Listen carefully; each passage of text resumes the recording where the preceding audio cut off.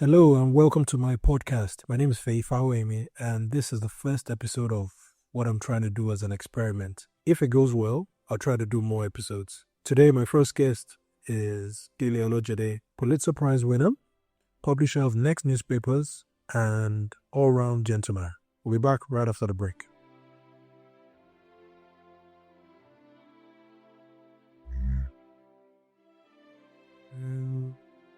Hi, Dele. Welcome to this podcast experiment. I'm hoping that, after we do this, maybe more people will want to talk to me. All right, we'll try to make you look good or sound good. Okay, that's good. Okay. I think the first thing, let's start off with your Pulitzer Prize. So you won that in 2005 for, I think Correct. you did 10 articles or 10 pieces on Rwanda. Mm-hmm. What was that like? Did you have to go out to Rwanda? Did you stay out there for a while? Oh yeah, of course. These things, as we say in the old newspaper business before the blogging era, you have to pound the pavement. So, yeah, that was actually the last of my, not the last, but one of my several trips to Rwanda over the years since the start of the genocide itself, or more accurately, since towards the end of the genocide, because at the start of the genocide, I was busy covering the South Africa transition and the upcoming election that led to Mandela assuming the presidency. So I had been there as the genocide was ending, and then I went back repeatedly over several years, and I never could shake the guilt that I chose to stay in South Africa at the start of the genocide rather than go to Rwanda. So I always felt a kind of a special affinity to the place. The reason for the guilt was simply that I thought that if I had gone early and was able to write with great passion about what was going on, perhaps one would have persuaded the world to intervene much earlier and maybe hundreds of thousands of lives would have been saved. Well, this was probably some kind of a conceit of mine, but I never could shake that. So for that reason, I always went back to Rwanda. And so in 2004, as 2004 approached, I was foreign editor in New York at the time at Newsday. I decided to assign myself in late 2003 the return to Rwanda to go explore a number of issues that had always nagged me about the place on the 10th anniversary of the genocide. So I went back there and spent nearly 4 months straight up reporting the stories that were subsequently published in New York starting in May 2004. Yeah. May 2004, yeah. For those listening, if you want to read those stories, if you go onto pulitzer.org and just search for Dele Olojede, and you'll see all the stories there. They're all published out there. So, I mean, coming back to you, did the prize change your life? I mean, what happens when someone wins a Pulitzer Prize? Do people start picking your calls, or do people just want to back it to They you? actually, if they start calling you, they don't wait for you to call them. So, Some, what are they offering you? I mean, what kind of stuff? well, basically, people wanted you to talk to their board, to appear on talk shows, because all of a sudden they ascribe extraterrestrial intelligence to you that was not ascribed the day before. So all of a sudden you became the wise man who knew everything.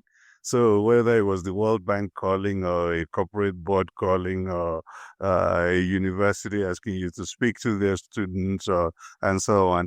And then, of course, you start getting letters from all kinds of people across the world, including the president of your native country, and so on and so forth. I think President Obasanjo put out a statement at the time congratulating you. And he sent me a personal letter, and Bola Tinubu, and all the whole lot of them. It was so it made you. Let's just call it an ego inflator. It inflated your ego. Yes. What was the most tempting offer someone threw at you on account of the Pulitzer? I think it wasn't so much a tempting offer as a whole series of things, cascades of things. And more importantly, the timing was particularly good because that's when I started thinking about the possibility of starting Next in a very serious way. So it made raising money easier, of course. It made attracting talent easier. All of those things were very positive. My daughters thought I was some kind of a genius because they sort of saw my name everywhere. So that was pretty good. If we go back a bit, so you work with, this is a part of you. I don't think many people outside of journalism know this, but you work closely with Dele Giwa. Now, what I find interesting is, at the time of Newswatch, you were very young. Dele Giwa himself was young. He died, I think it was 39. He was killed. 39. Yeah, he was killed at 39. You were 26 at the time when he died, I mean. I was actually 25. I 25, left sorry. tree at 26. Yeah. Were you very close to him? We were very close. We were very close friends, and he was, of course, also my mentor and my boss. And we were close to the point of in and out of one another's homes, and I knew all his family very well, and we did many things together, got in trouble together, and those kinds of things. We were exceptionally close. That's why it was particularly devastating. I mean, how did that hit you? Well, I remember the day clearly, Sunday, October 1986.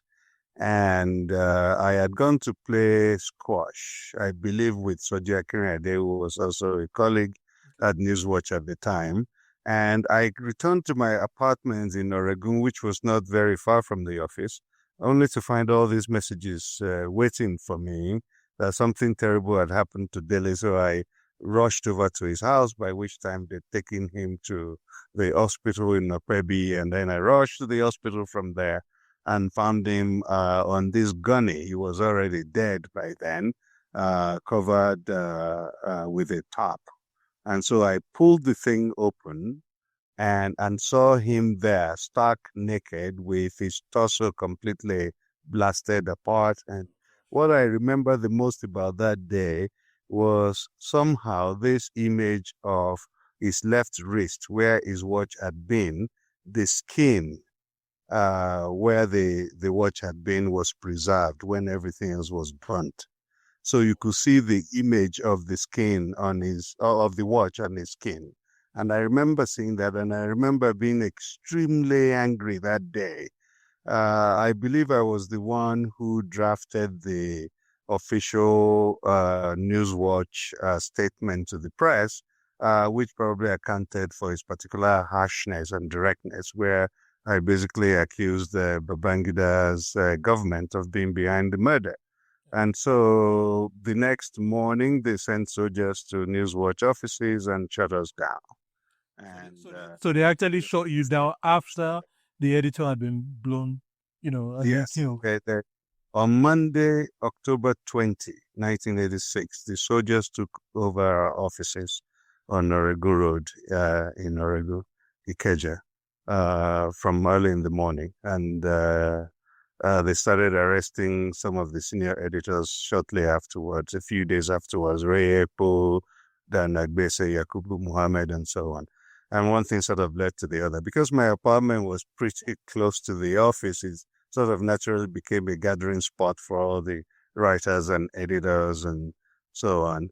And eventually, as they were arresting the senior editors, people began to think of, alternatives about how to deal with the government. And it was around that time that the Ford Foundation came to me to say that they will pay for me to get out of the country and go to grad school at Columbia University. The person who disclosed this to me was Dr. Richard Joseph, who at the time was running foundation. Yes, prepender politics in Nigeria. He's a political scientist. He's at Northwestern now, but at the time he was running Ford in West Africa. So he arranged for the scholarship, and Columbia gave me a place. And so the idea was that I was going to go to Columbia for a year of grad school to cool off, and then go back to Nigeria. But in the meantime, they banned us, and the book that I published on Dele Giwa with Onukabadino Yojo had been seized from the printers, from the publishers, and so on. So it became clear that I couldn't really just go home again. At least certainly not right away after grad school.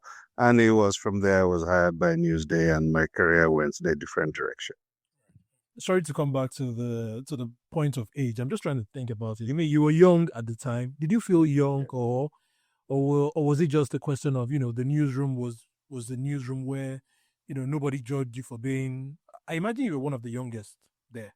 Yeah, so this is the interesting thing. I think my generation was really sort of the first time that entire sets of new journalism recruits into newsrooms were those who came out with university degrees. Up until then, it was catch as catch can.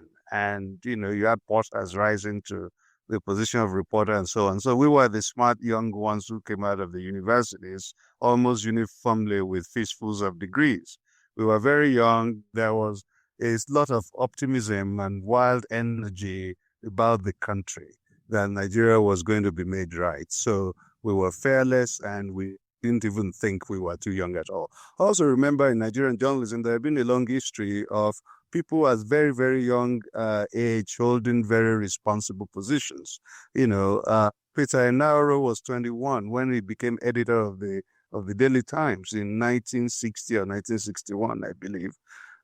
He was 21 years old, and you remember also people who ran the country after the first civilians had been bumped up by the military were all sort of 28 to 32.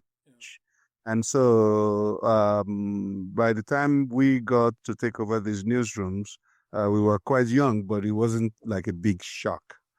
Also, by the time the Dele Giwa death happened, I had, kind of made my bones, as they used to say in the old mafia stories, because I had done a number of things that, raised my profile a little bit for a youngster, including. You did a story of Fela, I think.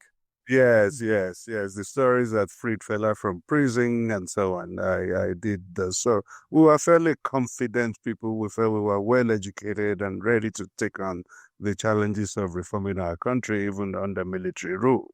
And, also in those days, newspaper reporters were not completely impoverished as they are today. I mean, you could come out of university, get a newspaper reporter's job, and be able to buy an entry-level car and rent a 1 or 2 bedroom apartment on the mainland somewhere. And so, we were not willy-nilly pushed into the arms of those who wish to corrupt us, even though I imagine the level of corruption occurred at the time as well. So, I mean, you left Newsday in December 2004. Correct. I think the Pulitzer, was it announced in 2005 or 2004? It was announced in 2005. It was announced in 2005. The Pulitzer Prize is always awarded for work from the preceding year. So he had already. So as he already left, yes, it was bittersweet for the paper because, as you can imagine, winning a Pulitzer Prize for any newspaper was such a big deal. I mean, the old newspaper came out to celebrate, the publisher, the editor, everybody on down. To messengers, there will be champagnes and parties and things. It was always a big moment for a newspaper. But there was I had already left, and they had to fly me back in from South Africa. I remember I got the news the day before the official announcement as I was walking off a golf course in George in the Western Cape of South Africa, and the phone rang, and it was New York calling to say, "You've got to get on the flight tonight out of South Africa to get to New York on time, so for the announcement to come over the wires." And so they sent a car to pick up my family, and they were still in New York, and brought them into the newsroom. Those who were quite young. And so by the time I arrived, after flying all night, they were all already there. And the official announcement always came over the wires at precisely 3 p.m. And then, of course, the whole newsroom screams and they start pouring champagne and stuff like that. So yes, I had already left the paper before winning. I mean, what was your biggest influence? I mean, in terms of as a journalist, in your time at Newsday and Newswatch, or generally in your career. I mean, if you were to name maybe, say, I'll give you two people who've influenced you as a journalist the most. So the first one obviously is Dele Giwa, who shaped my very early career, the very early stages of my career. I came out of the University of Lagos in 1982, did a quick stop over at Radio Nigeria for like a month, and then joined National Concord. At the time, I believe Dele Giwa was the editor of the Sunday Concord. And so I fell under his influence from very early on in my career. So he shaped the early part of my career. The second biggest influence in a direct sense would be Les Payne, who was my boss at Newsday for so many years until I left in 2004. Also a Pulitzer Prize winner himself, and African American, very outspoken, and a very, very fine mentor who took chances on people whether or not they were ready. And I think he did a lot of that in my case. So those were the two most direct influences. Of course, there are so many others, writers and so on, who sort of influenced me, and even my desire to pursue journalism as a way of making a living and causing trouble in the world. Yeah. I mean, you were was it you were one of, is it 29 or 28 children? Well, it depended on when you counted. Let's just say 28, so because there was attrition over the years, Yes, of but course. one of 28 would be the most accurate. Number 12 of 28. Yes. And I've seen stories about how growing up, you grew up in Ife, okay, and you were sort of exposed to people like Wole Soyinka, Chinua Achebe at a very young age. So was your part, well, I mean, your part in life, was it set for you very early in such a way that you were always going to be the writer and nothing else? Yes, I think I'm sort of lucky or special in that way that there was never any confusion as to what I wanted to do. Because remember, you're growing up in the 60s in a place like Ife, university town. All these dashing young professors had moved down from Ibadan to come and set up, the Department of Dramatic Arts. Wole Soyinka was heading the department then, and they were producing all these plays, Olarotimi and so on. They were all there. And that was a time that the concept of town and gown was pretty much alive. So that the theater, where they were trying out all these new plays and works they were creating, was actually in town, Oriolokun Theater. Okay. So when they were doing their rehearsals on Sundays, we would just go there and be watching them and imbibing all of these things and dreaming of being like these people. And of course, the Yoruba Traveling Theater, was also alive then. Baba Salah and his comedy group were always traveling from town to town, performing live. And Duro Ladipo and his troupe with great historical plays from the old Yoruba Empire. And this old man who, towards the end of his life, was making movies. His name escapes me now. He also, was traveling with his troupe. So you were exposed to all these cultural influences. And it was very clear to me that that was what I would like to do. Particularly, I would like to write. And also the Daily Times was pretty powerful and influential at the time.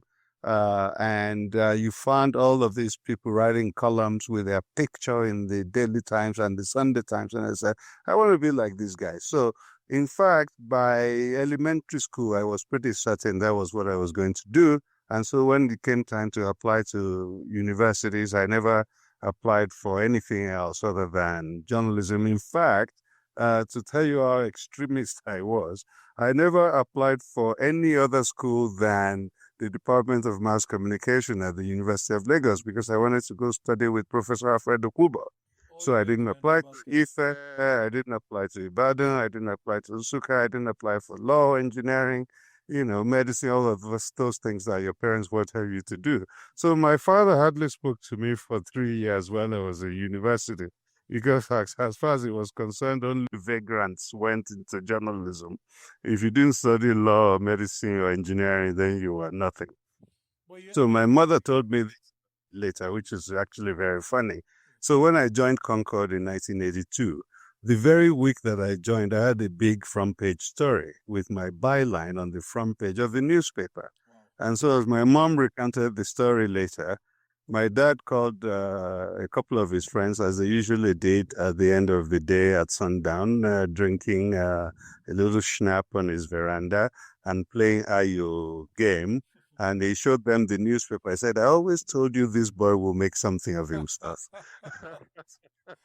So I figured by that time he had concluded that maybe it wasn't such a bad thing after all.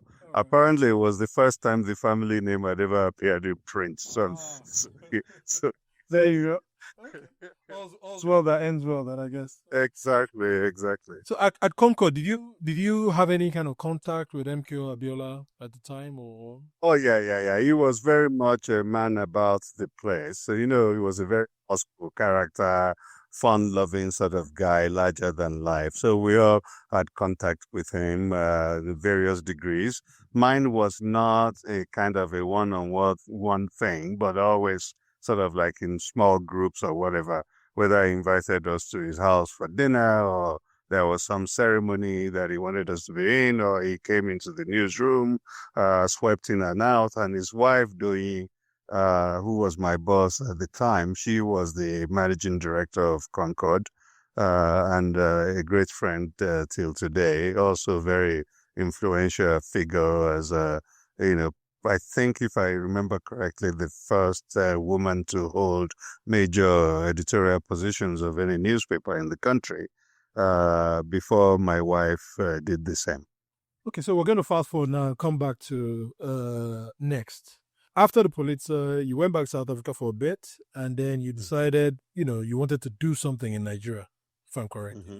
What was the key driver for this? Why would you want to, having done all that, having worked with Newsday, having won the Pulitzer, why was, taking all of that, personal capital and then heading to Nigeria and saying you wanted to jump into this morass, if you like, and try to change things? What were you? Do you think you were overconfident? Possibly, and I suppose without being overconfident, you couldn't try something truly substantial because the sheer scale of the difficulty would scare you into not doing anything.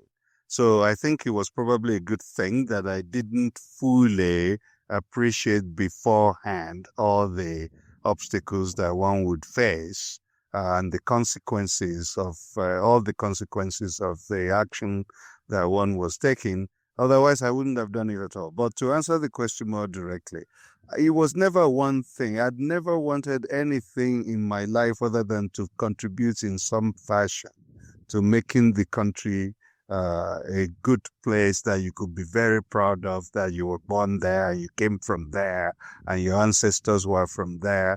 As I said to you, even when we were very, very young reporters, at age 21, 22, 23, 24 in Lagos, we felt that we were on a mission to change the country and we were free to challenge people. Remember all the fights between the Guardian and the, Buhari Diagbon regime, Decree 4, and all my friends who were put in detention for a while. So we were never afraid of these guys. We felt it was our country. We were going to change it. So I always had that in me.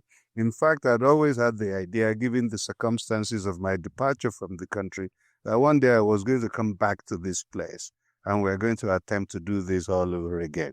So that was always there. But then, of course, it went into hibernation for years. I didn't think much of it. I was traveling and working all over the world, and I was busy and enjoying my work and starting a family and raising children.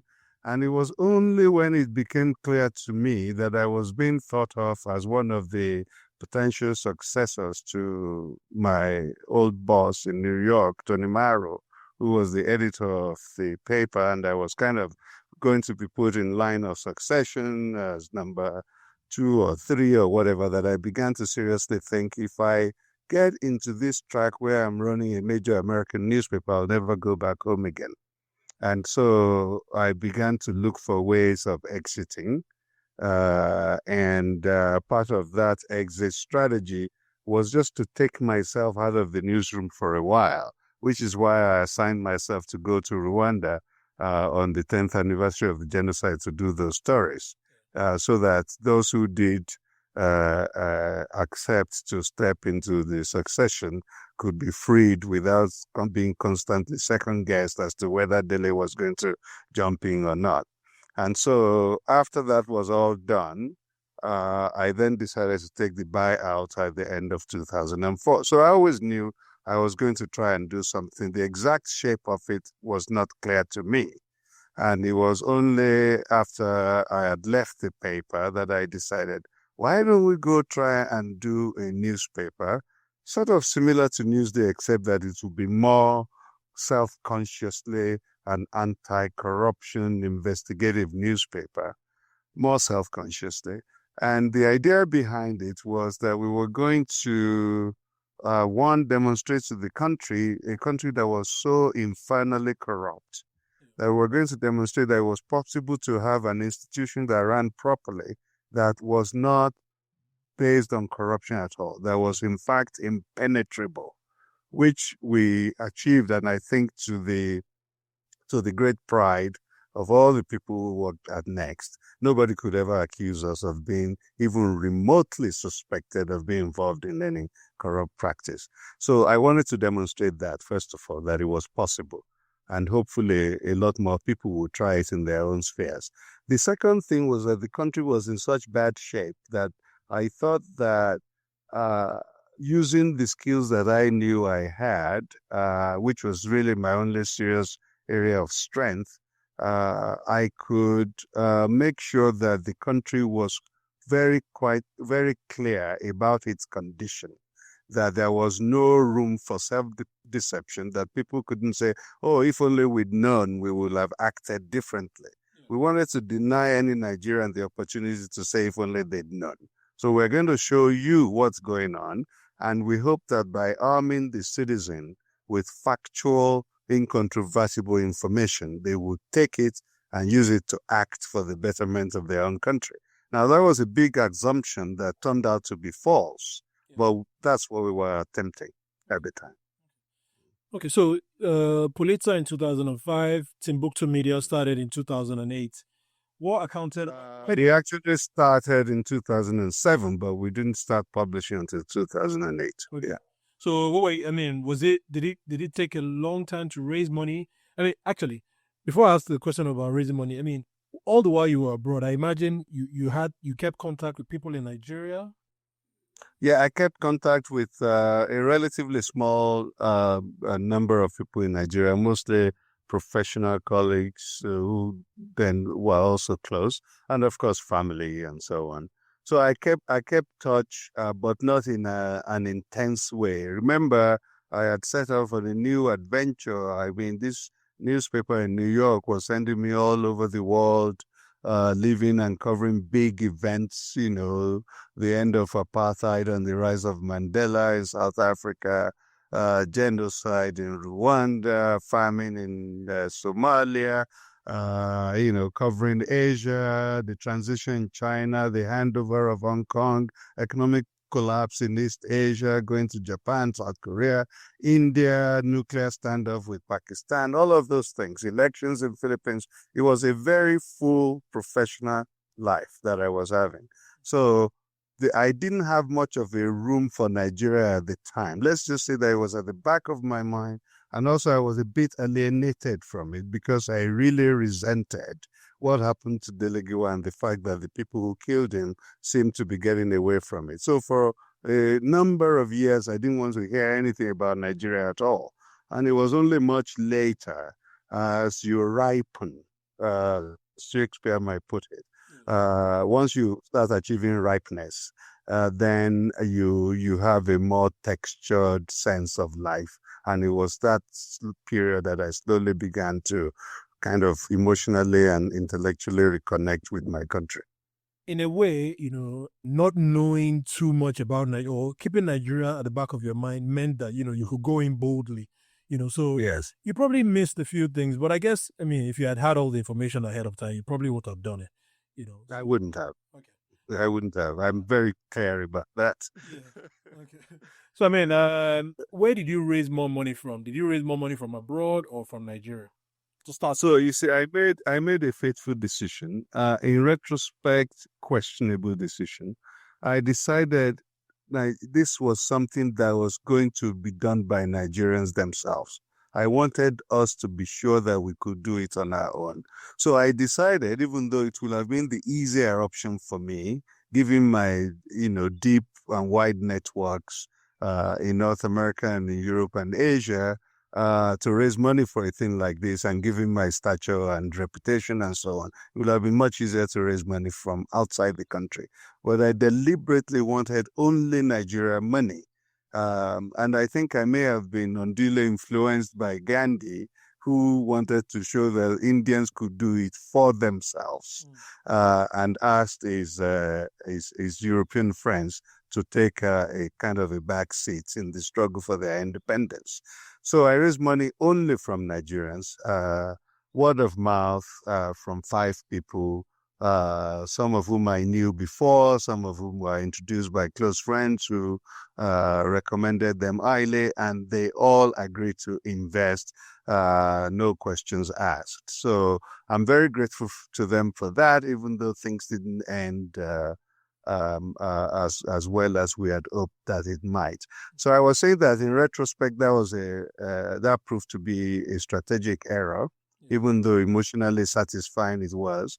A strategic error in the sense that the political and business elites were able to put pressure on my investors, since they had most of their businesses in other sectors of the economy, whether it was oil or telecoms or banking and so on.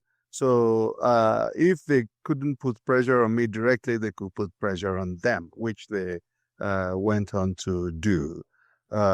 So just because you invested $2 million in Next, doesn't mean you want to jeopardize your $400 million investment in some oil well somewhere. So that was what they used really to eventually to fatally wound Next, by peeling off my investors from the enterprise. So when we inevitably ran into financial trouble, it was difficult to rely on the people who had been there from the beginning, because of all this external pressure, mainly political, and fairly quite brazen blackmail against the shareholders. So that was where I said that turned out to have been strategically an error, because foreign money would have been impervious to these kinds of pressures. Okay. Okay. So I mean, in terms of the operations of Next, you hired 90 people. You had 13,000 applications for people who wanted to work with you. So you picked out 90 out of them. You ran a 24-hour newsroom. I mean, obviously that would have involved diesel generators nonstop. Yes, because yes. I think I remember at the time someone telling me you started off importing the paper you used to print the Yeah. Yes. I mean, all of these things, did you go into big? Was I think the obvious answer is yes, right? So you may or may not know that actually our first professionally produced news item was published on Twitter. We were probably one of the first news organizations on earth to publish directly to Twitter. Twitter was totally in its infancy, and I think our first news item went out on Twitter on December 2nd, 2008, if I remember correctly. It was either December 2nd or December 4th. And so 2 weeks after that, we launched our website. And roughly 2 weeks after that, on January 4th, 2009, the first print edition of the weekend paper, Next on Sunday, broadsheet, was published. So for the first couple of months, because our printing presses were not yet ready, we were printing this newspaper in London and then air freighting them to Nigeria. Now, this was all very exciting and extremely high quality and so on, but clearly it was not going to be financially sustainable. So I suppose in that sense, we were very poor businessmen. We were excellent newspapermen, but very poor businessmen. So I always tell people that, of our two main missions to affect the direction of the country in a positive way by creating an environment where corruption was impermissible in any way. We were uproariously successful, and we failed dramatically on the sustainability ambition, something that was created to last. So our second big strategic error was ever to have gone into print, right? First strategic error in hindsight was raising only Nigerian money because I wanted to show that Nigerians can do this by themselves without anyone else. The second one was going into print. If we had stopped at 234next.com, we in all likelihood still be alive and well today. And the reasons for the reasons for this are several. One, we took a $10 million loan from First Bank to build a new printing plant in Lagos, to import like a 1-year supply of newsprint. So basically, your inventory was humongous because you couldn't guarantee an efficient way of getting in your newsprint, and you're a daily newspaper, you can't afford not to come out on a particular date. So we had to spend lots of money up front to import 1 year's worth of inventory for newsprint and ink and plates and things like that. We had suppliers in Holland who also published their own newspaper. Their own inventory was 4 days. Ours was 365. So you can imagine the competitive disadvantage we're in. So it meant we were spending a lot of money up front and we're taking this big loan from First Bank to do it. Number two, once we got deep into our mission, which was really very big scale investigations and going after everyone, it meant that we were susceptible to pressure on several fronts because we had a printed newspaper. One was the distribution chain. They basically sabotaged the distribution channels. They will bribe distributors to accept our papers, thereby making sure we actually spent the money to produce it, but then hide them under tables or destroy them and never give them to vendors. So they were hitting you on your distribution, on the cost of producing the paper, and more crucially, they were hitting you on your main source of revenue of advertising, because advertisers, they were already scared of us because of the things we were doing, but then they had an out by saying, well, we can't see your paper in the streets anyway.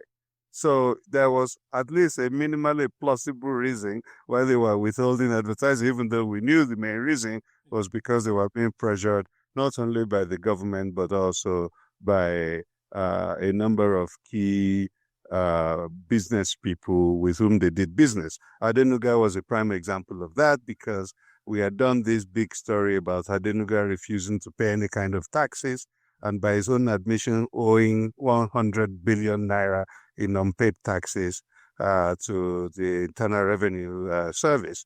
That was audited. If they'd audited it, you could probably safely say that he was owing 5 times that amount. Yeah.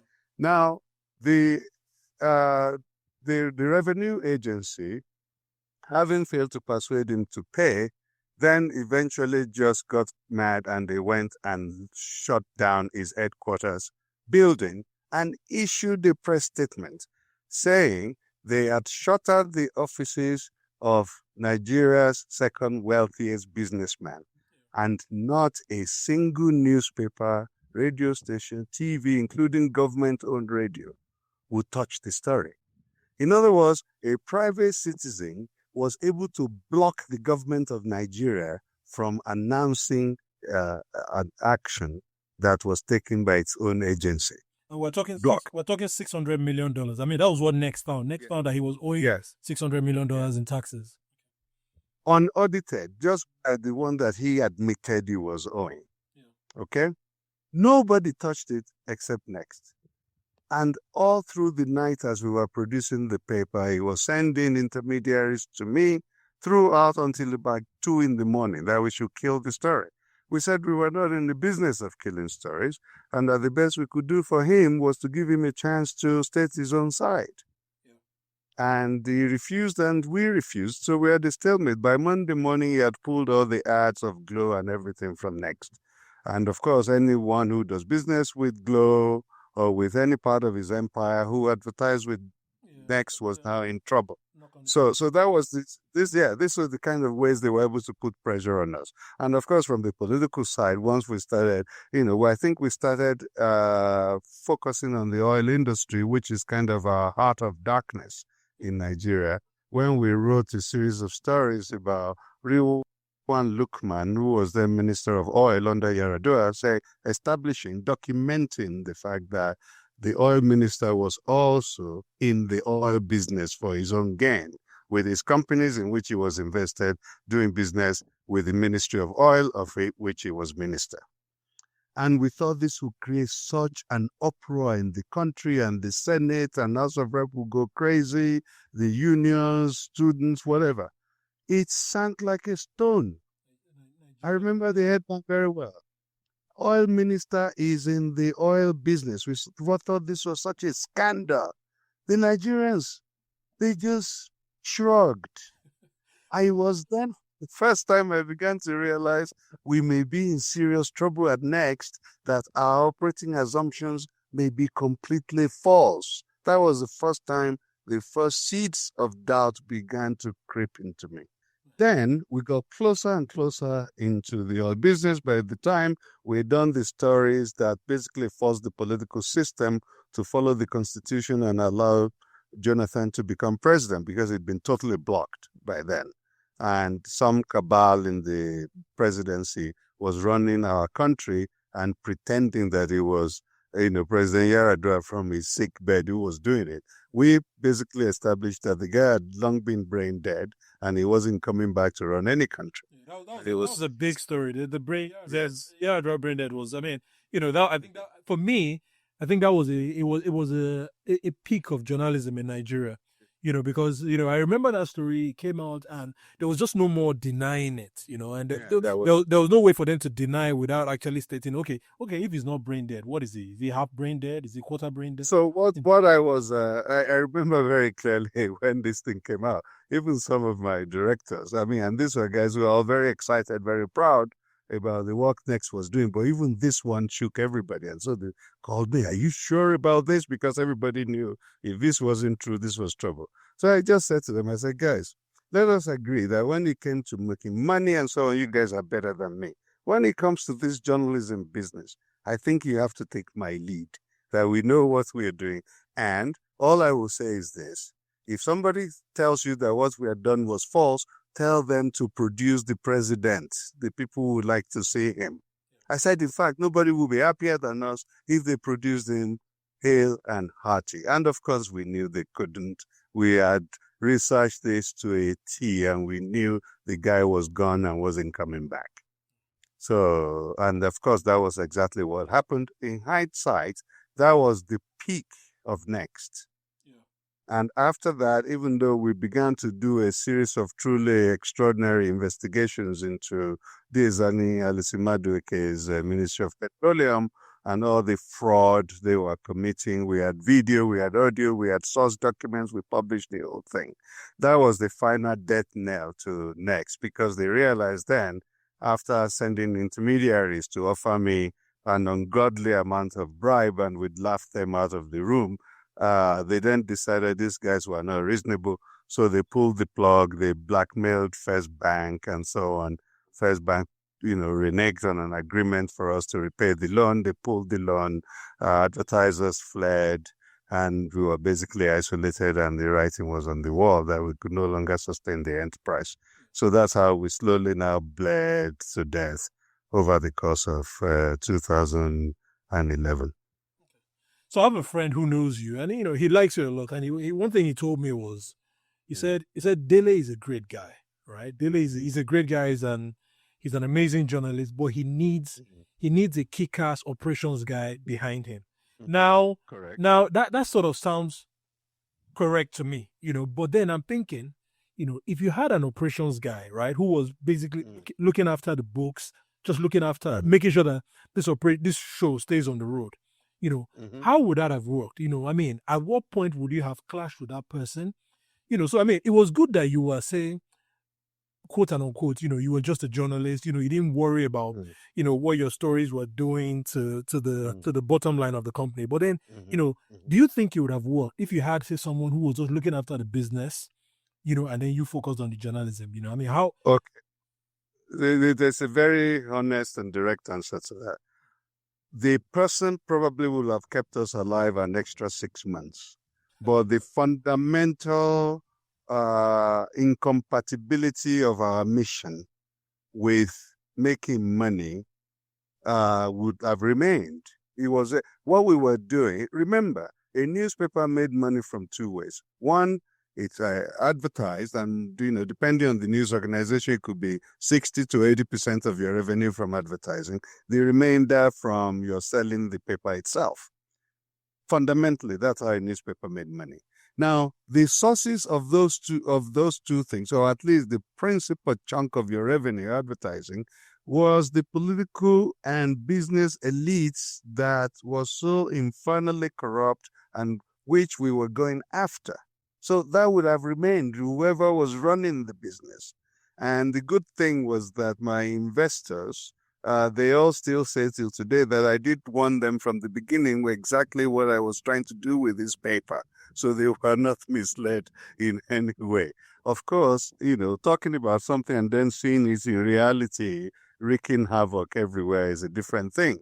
And if you had a telecom license or an oil block or whatever, or you were running a bank, you're chairman of a bank, of course, you will now be considering this thing you'd invested in with great trepidation, if not secretly wishing that it will go away, because it was a clear and present danger to your other financial interests. That was the fundamental contradiction, and no amount of smart Harvard MBA management would have resolved that.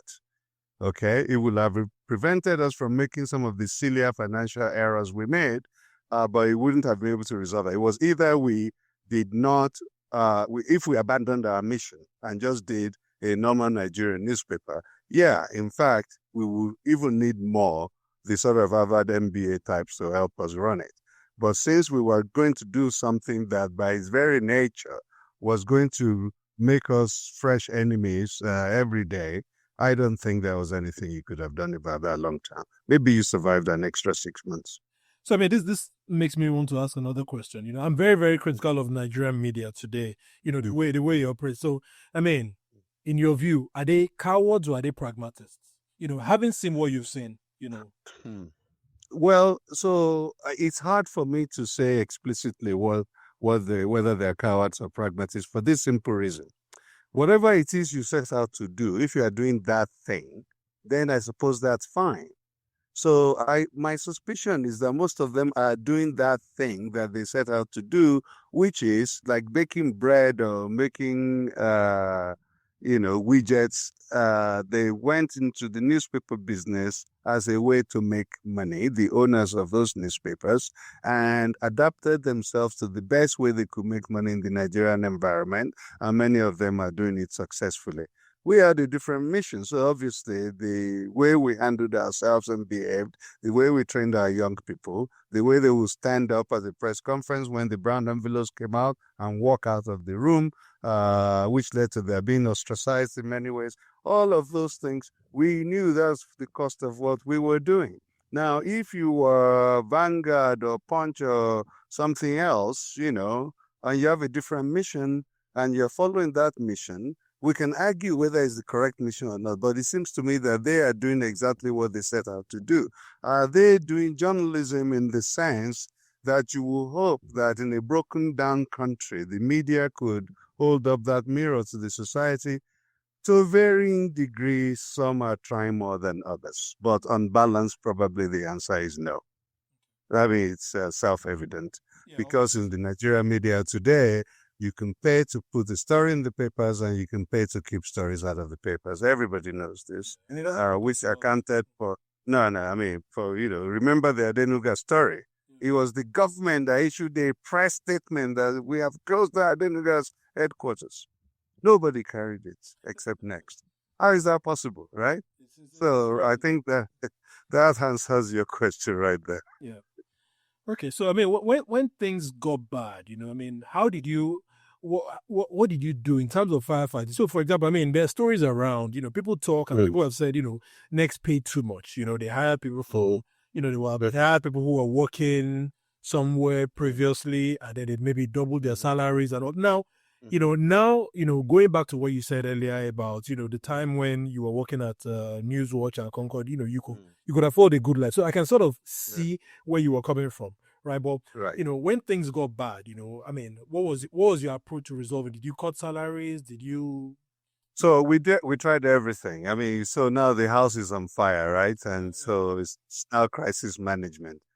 We cut salaries. We let some people go. We reduce reprint run. We did all these sort of classic things, but the handwriting was on the wall. If you were not making money, cutting costs was not going to get you there. So, but that's basically what we were trying to do. And people have different thresholds for pain. And so there was a lot of anger and bitterness in the newsroom to some degree as all of these things were going on, where we were trying to save the paper. And in the end, we still couldn't do it. So as to the, I've had this accusation before. Oh, Dele was profligate, he paid people too much and so on.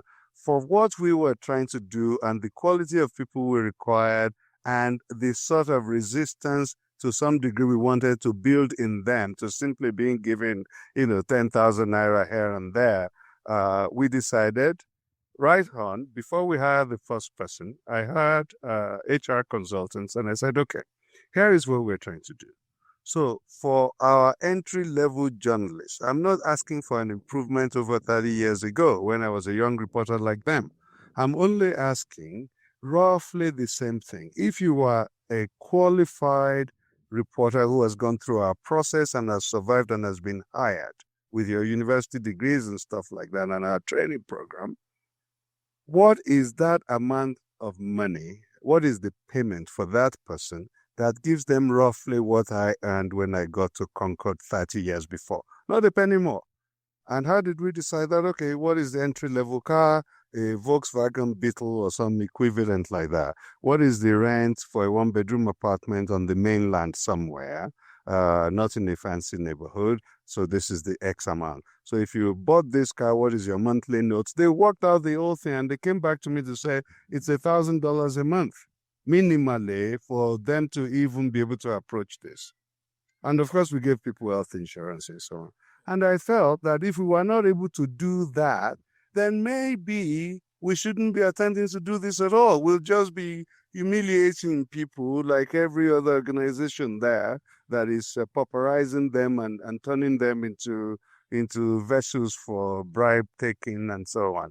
So it was clear in my mind that that's what I said. Okay, what would it cost us to do this? And they worked out the numbers, and I'm very proud of that. I'm not ashamed. I'll do it again. Maybe this time I'll raise a lot more money to give us more runway than I did at the time, but I would do exactly the same thing again. I mean, the fact that we're even arguing over whether you should pay people a living wage, the equivalent of what people their station used to earn 30 years before and nothing more, it shows how deranged the system is, right? Yeah. And as for some of these experienced so-called editors that we had hired, and we did only very few, very, very, very few from existing newsrooms. We brought people from outside mostly, people like Malara Wood and so on. We brought all of them back home. And we had a few from existing newsroom who had been vouched for repeatedly by other people. So in some particular case, we were interviewing this guy, right? He was an editor at this day. This guy had 2 degrees from University of Jos, something like 13 or 14-year experience. You know what he was earning at this day? 30,000 naira a month. I mean, that's crazy. So when people say, oh, yeah, he tripled their salary, that's what they're referring to. right? But of course, at elsewhere, and it's not for me to be naming any newspaper, elsewhere they were explicitly told that they were free to go look for money to supplement their income from their sources and the people they were covering. But all of these things were prohibited at Next. In fact, it was an article of faith by our people that they did not take anything from anyone. And our young people became really proud of it. And I was very proud of them, and I remain proud of them. And anyone who had worked at Next up until tomorrow, I am proud of the work they did.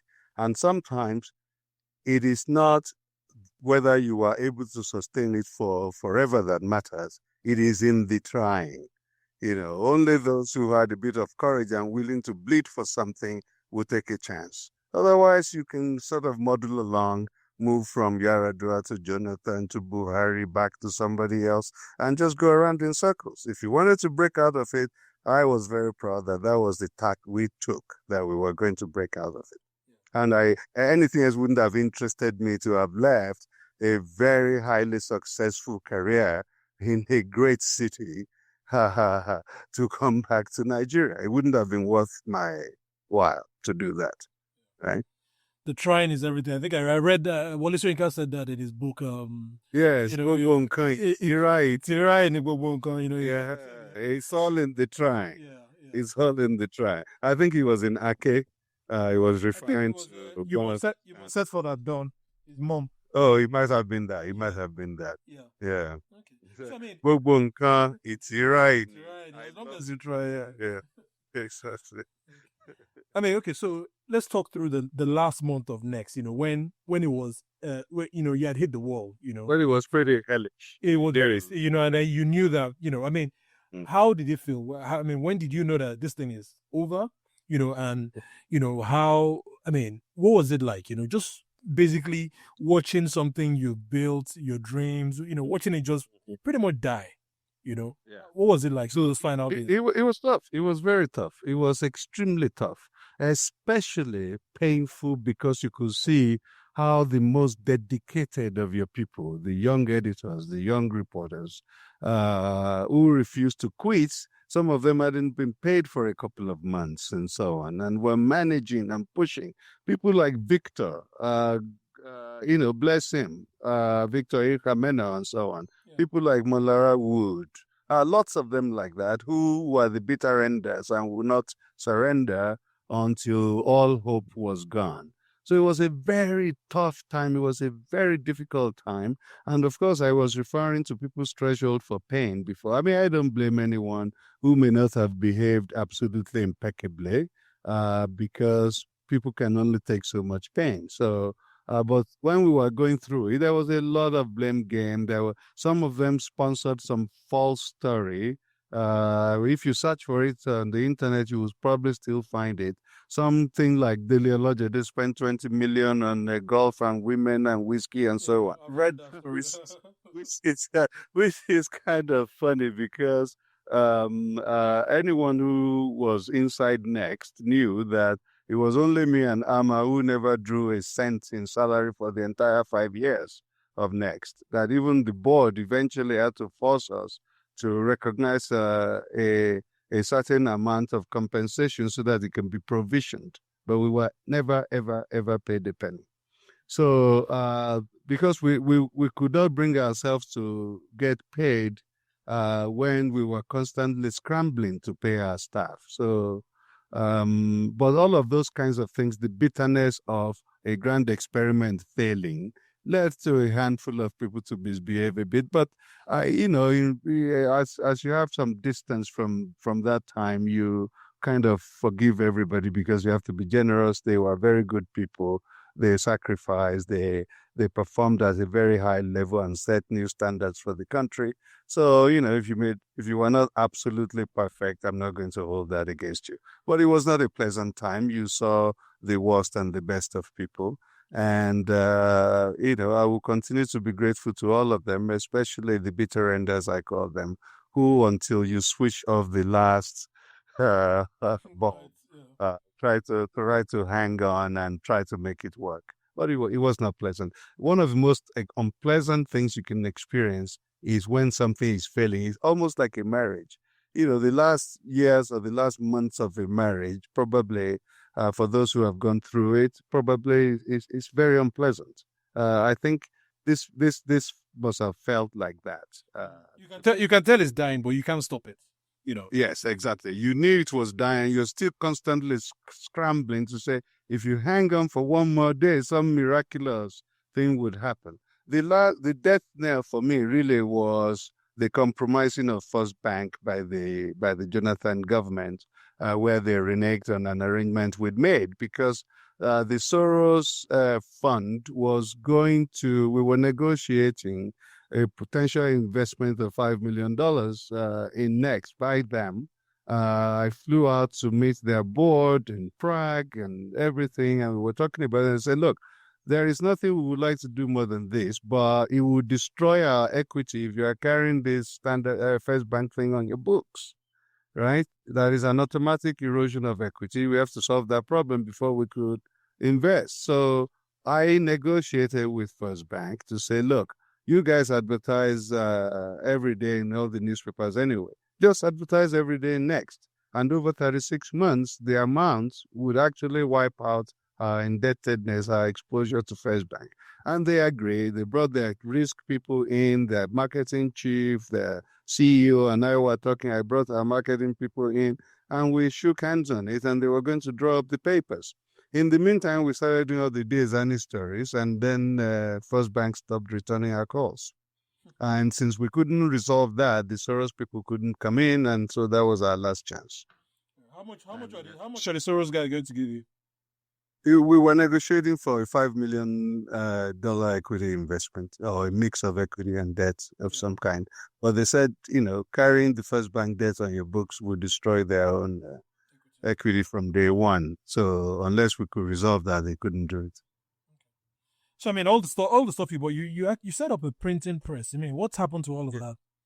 Well, I mean, the Amcon ended up taking over the loan from First Bank, so it became Amcon's asset. I think they sold them off or were selling them off the last I checked. So all of those assets became Amcon's assets, which is kind of, even though it was something that was saving First Bank from its own decisions, I still am quite opposed to this moral hazard that taking over bad loans meant, because steps in, when a bank or any other business is making money, they don't share it with the taxpayer, and then the moment they lose money, you now come in with taxpayer money to rescue them. It's just wrong to me philosophically.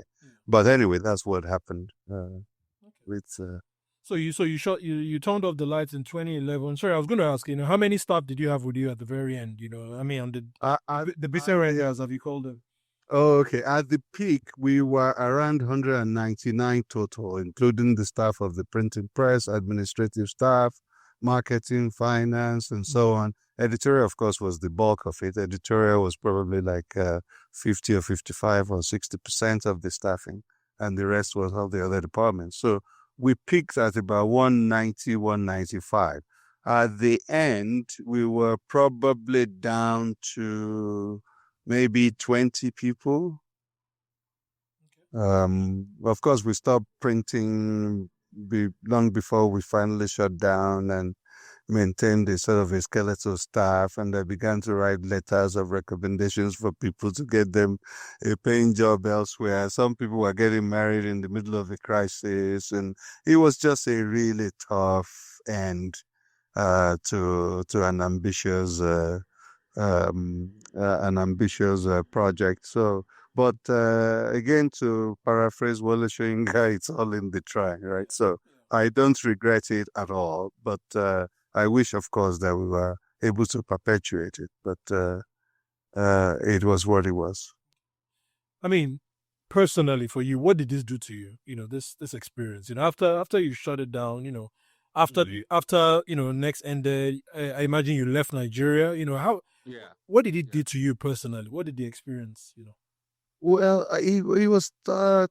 I didn't realize how tough it was, the sacrifice that one was making. So it was after the whole thing was over and I went back home to Johannesburg to my family that I realized that for the previous 5 years, I had not spent 2 straight months under the same roof with them. None. And this has great costs. Your children are growing, they're finishing high school. They've hardly ever seen you except you come in for a quick 1 week and then you run back to Lagos, right? So that was one cost. In fact, I remember distinctly when I finally resettled back home in Johannesburg, I felt that I was an outsider, right? As if they locked me out. So, I will be trying things like, oh, there's this fancy new restaurant. I'll take all of you out tonight. They said, no, we don't want. Well, let's go do this at the weekend. No, we don't want to do it. So I was like, they had moved on. The dog had moved into the house in my absence. And when we got the dog, the agreement was that he would always stay outside, not in. What kind of dog? Right then, kind of dog, it was a boxer called Sandy. And Sandy had moved into the house, had taken up a permanent place in front of the 2 bedrooms of my daughters. Things had changed in my absence, right? Yeah. So finally, I was quite frustrated by this. So I called a close friend of mine, Watson Petersik, a Thai woman and fellow of the Aspen Institute. And I said, Watson, you are very wise in these ways. My family is not letting me in, not physically, but emotionally, they were not letting me in. So she asked me what I'd been trying to do. I said, well, I will offer to take them to dinner, this, that. She says, no, you're doing the wrong things.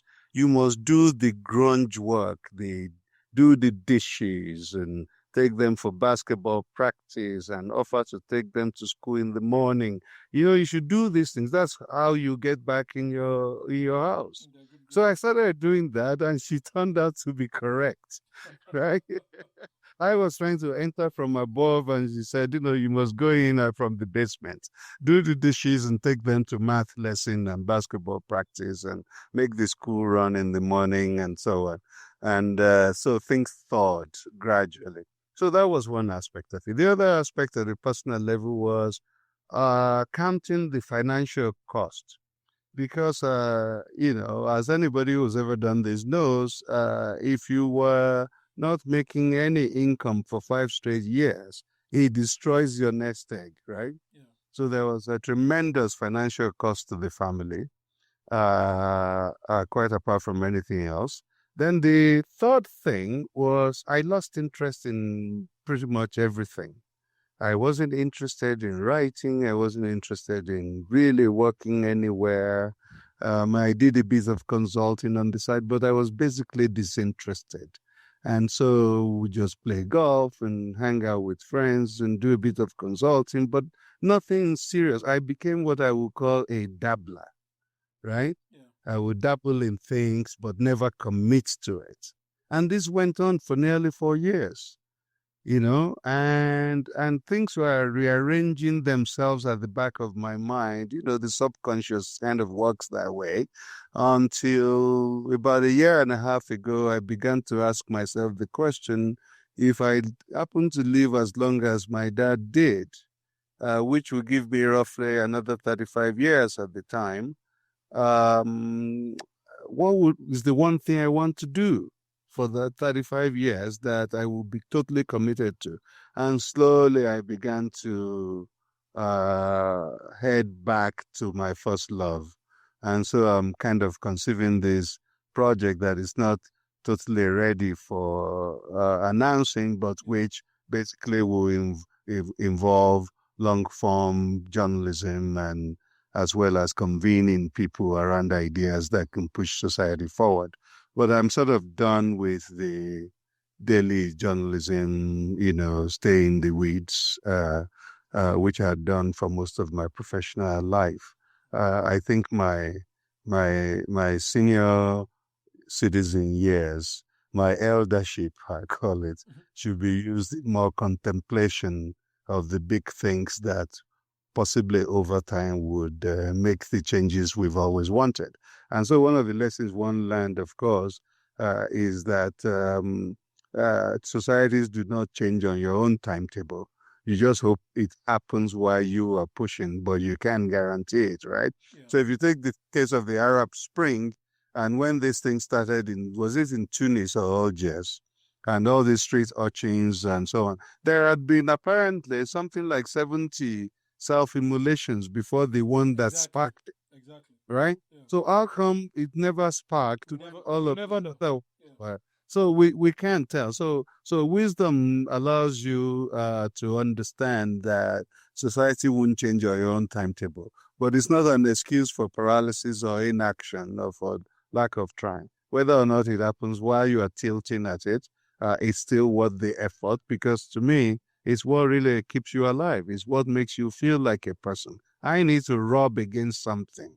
I do not go gently into that good night. So I see myself being engaged in anything that kind of helps societies to improve, and for our country and our continent in particular to be a place where a child can be born and given the opportunity to flourish into a productive citizen. That's all we ask. We're not asking that you make millionaires out of everyone. Just give people a chance to lead productive lives. And that's really what I expect to spend the rest of my life doing from my own little corner as a writer and thinker and citizen.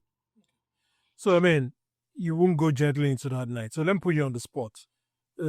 Yes or no? Will you do this all again? The next thing, would you do it? Would you do it all over again?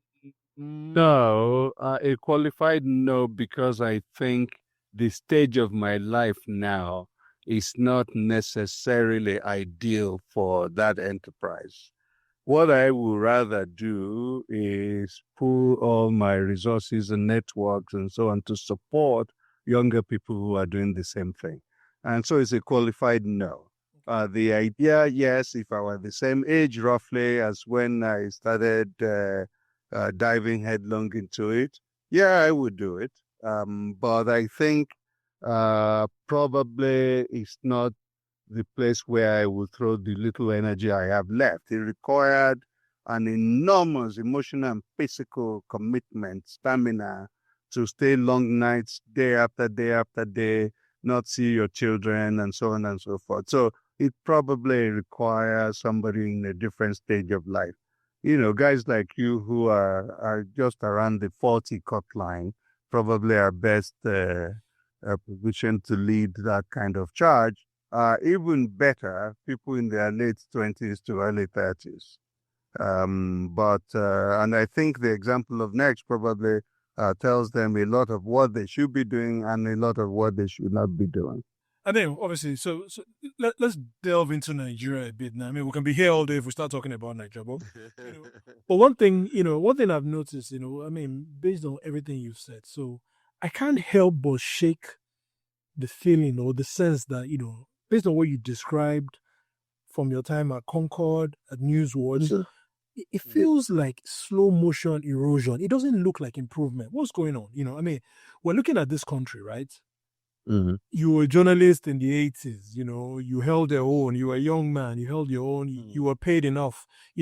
Things are not that way anymore today. And you came back, you try to change things, you break a big story, nobody cares, it just it drops like, so I mean, is Nigeria redeemable? Yes, with a little bit of luck and lots of effort, of dedicated effort. And the reason I say yes is this: we're no worse or better than any other group of people on earth. And there have been societies that have been transformed that were in worse shape when the transformation began than what we are experiencing today, however broken we are at the moment. Remember, I covered China and lived in China in the second half of the 90s. At that time, we're talking mid to late 90s, children still shot in the streets of Beijing. All right? When Mao died in 1976, China was a completely broken country that probably accounted for, who knows, 3% of global GDP or something like that. Mass impoverishment and immiseration. So it took them 2 years to fight it out, to sort themselves out. Gang of Four wanted to take over. Eventually, they shot them and so on, and Deng Xiaoping took charge. First thing he did was to go to Guangdong province, Guangzhou, across from Hong Kong, and announce that it does not matter if a cat is black or white so long as it catches mice. Thus began the extraordinary revival of a completely destroyed country where students were murdering their headmasters and so on during the Cultural Revolution, right? Yeah, it was totally broken. No economic or cultural life. It was a terribly destroyed country. China has now moved the percentage of people living in absolute poverty from something like 70% in 1990 to less than 1% today. It is possible. All right? India is one of the most unequal societies on earth, and they're still one of the most unequal societies on earth. But there can be no arguing that India has not dramatically improved the lives of large numbers of its people over the last 25 years. Right? We are not destined to be going in the other direction. So on the absolute poverty reduction stuff, Nigeria was the only one of the countries sampled by the IMF that went in the other direction, that increased percentage of people living in absolute poverty, not reduced. Right? So we can fix the place. It's just that this is going to be serious hard work, and I am persuaded beyond a shadow of doubt that our current system of a form of democracy in form but not in reality is not the way for us to do it. So what's the way? What's the way forward? I mean, that's a big. I mean, that's a big statement you've made here. Yes. So the way forward, in my view, and it is untested and therefore subject to revision and possible even total failure, is that you have to practice a form of sumo wrestling. To go into the system as is now and build a movement that allows you to win the elections on the terms that currently exist. And once in power, began to take a machete to the system that we have now. Like close to the edge of illegality, not quite crossing it, but close to the edge of it. And until you've smashed all these cartels and gangs and things that run the country, we have no hope of reforming it. So, and simply saying you have a National Assembly, Senate, House of Rep, governors, assemblies, commissioners, advisors, and so on, that's not going to get us there. 36 states plus FCT, that's not going to get us there. But the mechanism, the constitutional mechanisms available to us to dramatically change it are pretty minimal, right? Yeah. But within that, and if you are willing to fly a little bit close to the sun, you can use the current available instruments to make dramatic change. And it will have to start with the state having control over its territory. The state does not have such a thing at the moment in Nigeria. A totally weak state. It does not control its own territory. That's basically the truth. The levels of violence already tell us that. So the state has to be competent enough to impose itself on its own territory, has to have a monopoly of violence by hook or crook, and has to dramatically just change the very physical geography of the country in terms of the ability of people to move, the ability to move goods from one part to the other, the political institutions that are created. As a first step, you might even consider simply going to what they call these 6 geopolitical zones now as units of administration below the federal government. And from that, just have, autonomous cities and towns and villages with their own mayors and so on and so forth, running their own affairs under a very tightly prescribed system from the center. But to have that kind of center, you have to really have built something special that seizes control through the means available to you now, constitutionally, meaning elections. And it's not as hard as people think, because we really don't have parties right now. We don't. These are not parties. But people are not willing to do the work required. And to be honest, I have a bit of passion for it, but I don't have the strength because it seems so daunting, but actually it isn't. So I'm hoping you guys will do this and appoint us advisors, some informal advisors about how it can be done. But I haven't lost hope that the country can be changed at all. In fact, I think Nigeria is relatively easier to transform rather dramatically than, say, a place like South Africa, where the structures are so much more entrenched and are more difficult to shift. But I mean, but look at next, right? Look at what happened. You went in there, and the whole system, everything, ganged up against you. So the media, for example, wouldn't take your stories. Businesses pulled their adverts. The government was hostile. The banks, everything. So you look at that kind of system. It's a very, very conformist system that is very, very. It's difficult to change. I mean, it is. However, if you find the right thread to pull, the whole thing comes crashing down relatively easily. There is no foundation there. People have just not committed to carefully studying what are the levers we should pull here to collapse this thing of its own weight. There is no there. And all these people are cowards. They don't know anything about systems. They just do the same thing they've always done. So, for example, the APC is structured and functioned exactly as PDP functioned, right? They don't know any other way. So it requires smart, inventive, energetic people to change this storyline. And it's a lot easier than we think, because the people there now are actually not worthy adversaries, because they are too lazy, they are too, mono-dimensional, and all they understand is just power wielding to make money. There are so many ways to collapse them, but it takes a small band of extremely dedicated people willing to work day and night for years. But it may come quicker than they think. But just to get started is very daunting, knowing that the first expectation is that you will fail. The second expectation is you will succeed so much that you will not be able to have any other life other than trying to make it work afterwards.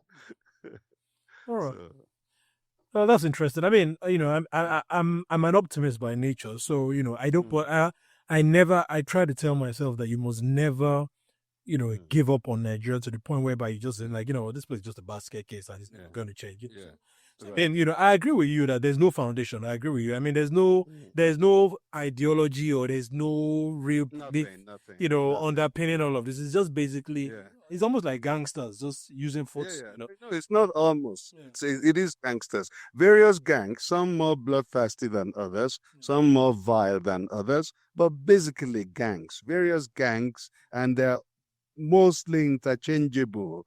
Maybe 1% is not interchangeable. But the rest, if you look at APC, it's PDP people or Tinubu's people or whatever, and then they go and recruit the PDP people who have not yet joined them to come and join them. So it's not about anything. It's just a simple contest for power so that you can then be the ones in charge of. I mean, what accounts for a guy like the central bank governor still being in the job? It's unbelievable. It's unbelievable. I mean, right? I've stopped talking about it because it upsets me so much, but it's just unbelievable. Because this is the first sign to you that these people didn't take over to reform anything. They didn't, right? A guy like that is a continual rebuke on any pretenses by Buhari that is an anti-corruption crusader. A continual rebuke. So if you take another example, the oil sector, the NNPC and so on, did they structurally change anything? They just put their own people there. Now they're having their forward contracts and so on the same way as Diazani used to have it. The same. I think they changed the names. It's surprising. They changed. Yeah. So they just changed people back and forth. These are essentially the same. It's the same class of very venal, political players. That's what they are, with very rare exceptions, and we can count those exceptions on two hands. In other words, 10 people tops. So the people who are running the country are basically, and I mean running it in terms of either making money or exercising a particular public office where you can then use it to make money for you or for your friends and so on. Tops 10,000 people. Tops. Then the rest of the country is just a shambles. And all you have to do is travel around the country to see the magnitude of what we face. So we're going through the motions, but the state actually does not exist. You have different political and business factions that are fighting over control of the resources, which is why you would have 7-8% GDP growth for like 10 straight years in the early noughts and still have 50% increase in the percentage of people living in absolute poverty. That does not make any sense. At all. At all. We're turning things on its head, you know? And it is the only country on earth that recorded that. On earth. So when you look at that, you just know that this is a thoroughly sick thing that the system does not deserve to survive. If you are going to change Nigeria and put it on a different path, you have to find a way, playing as close to the constitution as possible, to collapse it. That's why I use the sumo wrestling analogy. You use the throw weight of the opponent to shift them off the mat and therefore defeat them. It's not that you are using brute force. If you're using the force of this, 400-pound person charging at you, sidestepping it and pushing it across and over the mat to defeat it. That's what I think. We need to figure out a practical way of effecting the sumo wrestling analogy in our political and social life. Yeah. Okay. All right, let's tone it down a bit now. Away from politics, away from next. I've been telling people for the past, I don't know, 5-10 years now. I want to get into drinking wine. I know you're a wine guy. You're pretty good at. You understand the whole business, but I find the barriers to entry a bit daunting. Just like any serious hobby nowadays.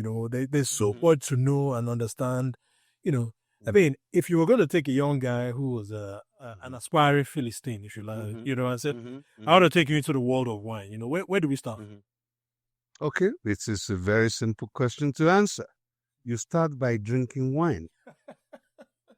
You just start by drinking wine. It's the first way to know anything about wine is to see that you actually enjoy a glass or two of wine with dinner or with lunch if you're not going back to work and so on and so forth. And on the weekend, certainly making sure that whether you cook for your wife or she cooks for you or you go out with friends or you go to barbecue, always go with a bottle of wine.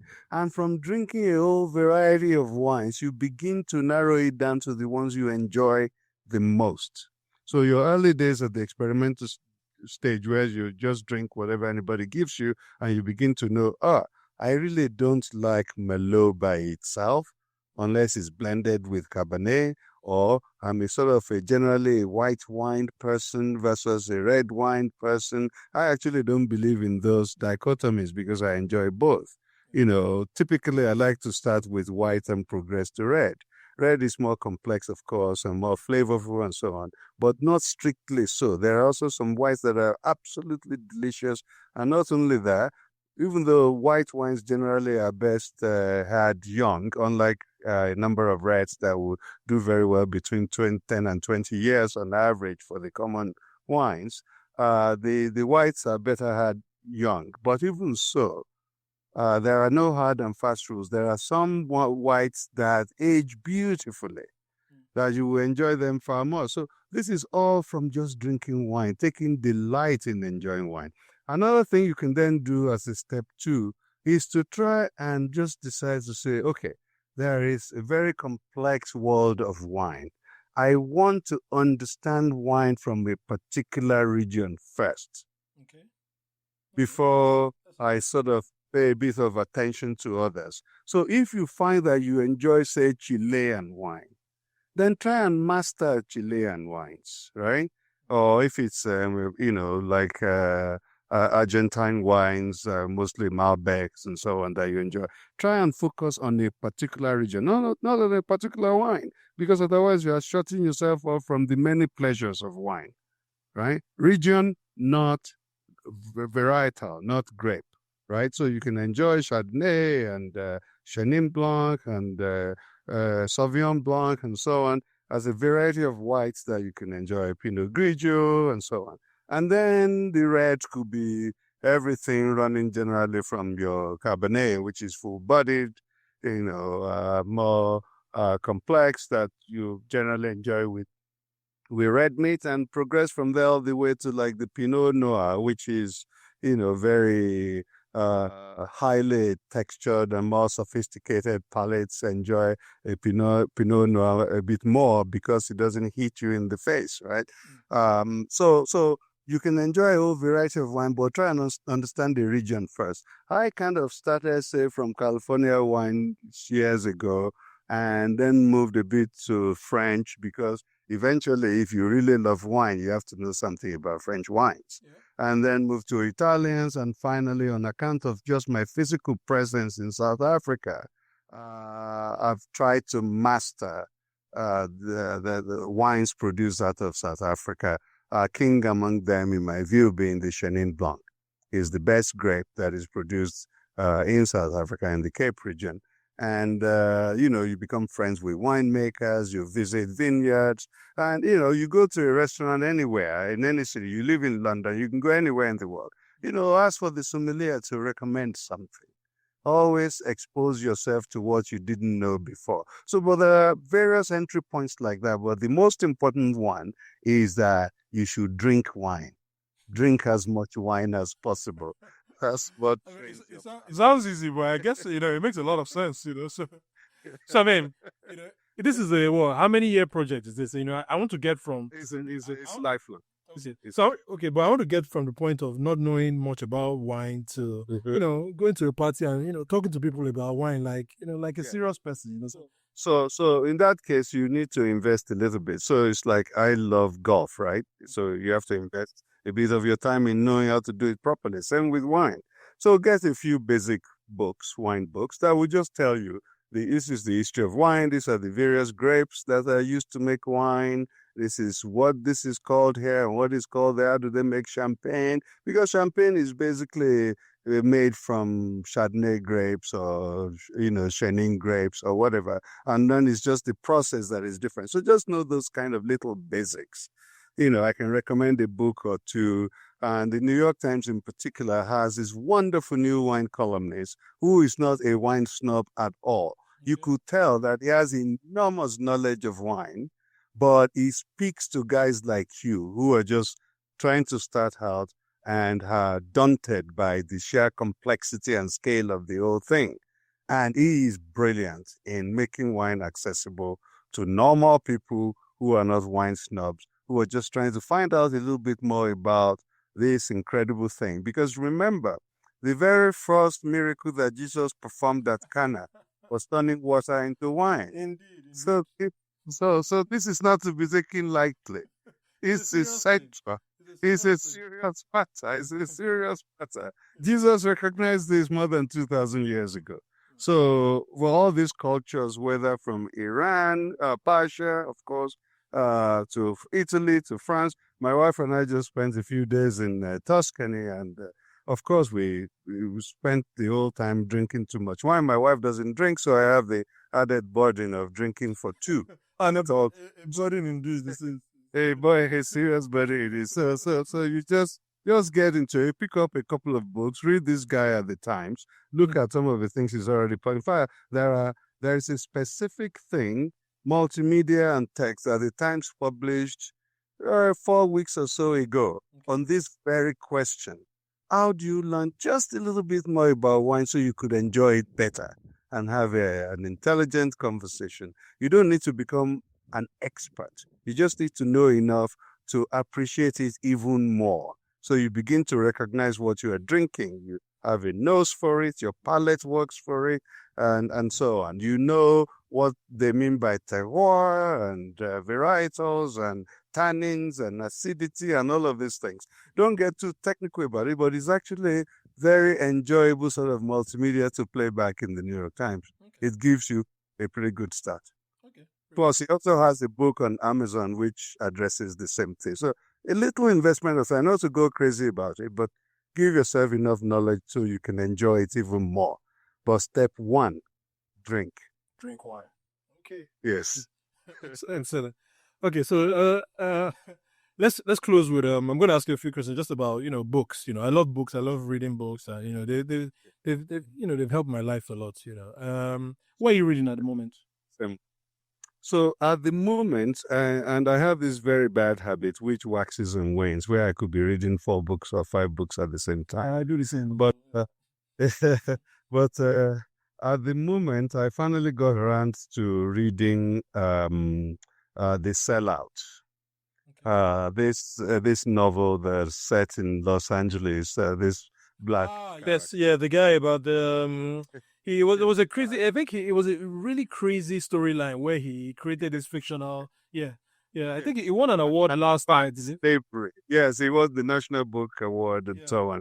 It's an amazingly delicious send off of the whole idea of racism and political correctness and the oppression of black people in America. So this guy, black guy, essentially revived slavery. In California. Incredibly beautifully written, with a very sharp sense of humor. I'm enjoying it tremendously. And also I am reading. So I try to, because I found myself binging because of my desire to understand what makes a good society.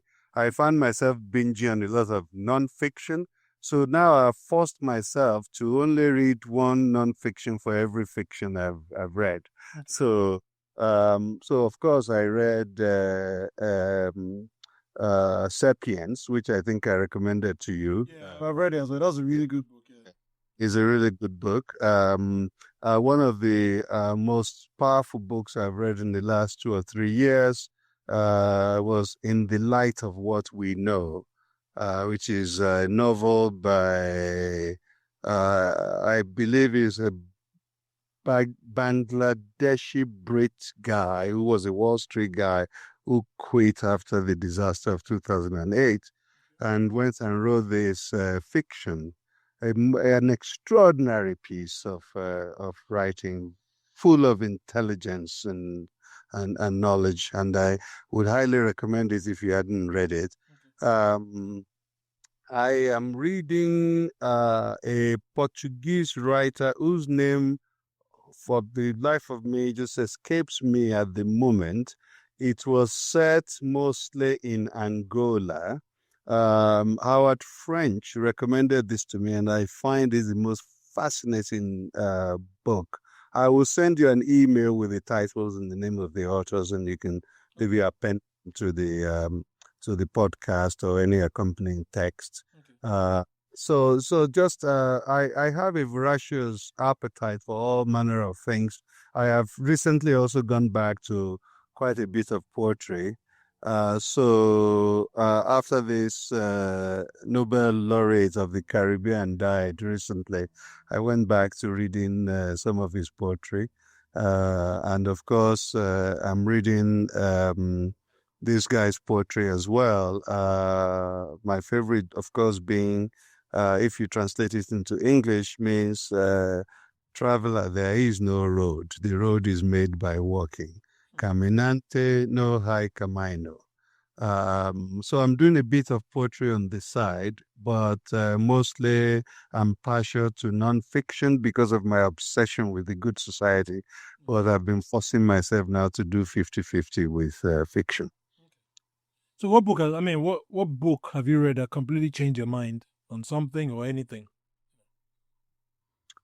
The mind is cluttered now. I've read many of them. I will say that a book that shifted me quite a bit was Karl Popper. What was the title now? Basically, his attack on socialism as a way of organizing society. And after I read Popper, I found that I was a little bit more conservative than I had supposed. I thought because I found myself agree with a lot of the points he was making about how you organize society, how you incentivize people, and how you have to, kind of fight for things to work for you. And I suppose the reason for me beginning to feel that way is just out of frustration with how broken my native country is, and trying to figure out some ways, even if slightly harsh, that you can kind of right the ship a bit. So Popper has been very influential to me. But my understanding of African society and its weaknesses and strengths were probably mostly provided when I was younger by Achebe. Gave me a brilliant insight into what makes us such a wonderful people and such a deranged and dysfunctional society. Um, Shoyinka, of course, because of my love for drama. But I have so many authors that I enjoy because I just read for the sheer pleasure of reading sometimes, not because I was looking to gain something. But of course, the gaining comes almost as a collateral to the activity itself. So I will pretty much read anything you put in front of me. So I remember you in particular tweeting something about the American century or the development of infrastructure in Yeah, America. Professor I was on, Aguntasolo. Yeah. so I was on a train, so I downloaded it quickly, and I think I read it in like 2 days or 3 days. Mm. That's the way I read. Friend recommends something, I jump on it. And I've been doing something also lately now, which is to start going back to some of the things I read in high school when I had the innocence of youth and probably sort of encountered and interpreted them differently. And now to look back 40, 45 years later and reread the same things and see whether you encounter them differently. So, Animal Farm and books like that, Heart of Darkness, Conrad, I've been rereading and formulating completely new ideas as if I'm coming to them for the first time. I have an old mentor of mine used to say that philosophy is lost on youth. That in Very fact true. you Yeah. leave Very true. scars from the scars of living that prepare you for the proper understanding of these big questions. So if you studied philosophy in college, your understanding of it is totally different from having lived another 35 to 40 years from that time and then going back to the same subjects. So that's the sort of thing I've been doing, Old Man and the Sea, and a particular thing I read recently, almost accidentally, because I was supposed to moderate it at an Aspen leadership seminar, was Death and the King's Horseman. Mm. My relationship with Death and the King's Horseman is kind of special because I remember we'd all dressed up nicely on the night in 1976 when the premiere was staged the University of Ife for the opening of Oduduwa Hall that had just been built on the campus. And that was the play that opened it. So that was his worldwide premiere, Death and the King's Horseman. So I recently reread it, and it's such a delight to have gone through many decades of life since then and then encounter it again. So I go back and forth like this from new material to old. I'm rereading some of the old Russian masters. And Dostoevsky is a particular favorite of mine because of his impatience with things. He wants to see that transformation right now, and so do I. So I'm rereading Dostoevsky a little bit. So that's generally the way I approach reading. Just read everything, rely on recommendations from people so you can be surprised and serendipity. Unfortunately, Amazon has taken serendipity away from us to a large extent by killing off all bookstores and algorithms constantly recommending things for you rather than just being surprised because you're walking in an aisle in a neighborhood bookstore and saw something that Just pick catches something up. Yeah. attention. Yeah. which is the way we picked up. I think it was my wife who picked it up several years ago. The incident of the dog in the nighttime turned out to be a totally delightful little novel about autism and so on. I remember it very well. Well, it's the kind of thing you encounter just browsing books in a bookstore. There are pleasures to be derived from these kinds of things. So that's my relationship to reading and to books. Right. So I thought this would take 1 hour, but we're over an hour 45. But this has been good. Anyway, I'm going to say this, Edit. Yeah, I will, So I'm going to say this. I think Dele is back. That's why that's where I'll put it. So I'm looking forward to I'm looking forward to your next project. You've had 6 years now after next. So I think you've had enough time. So I think so. yeah, well, we're looking forward to you coming back, and I can't thank you enough for doing this. And thank you for the conversation. I've enjoyed it tremendously. I always love high quality conversations, and we should do more. Okay, brilliant. All right. Thanks. Thanks a lot. And that's a wrap for the first episode of Aguntasolo Unaccented. I hope you enjoyed listening to it as much as I enjoyed doing it. Special thanks to Mena Chineku, who used our editing skills to bring this all together. I'll see you again soon.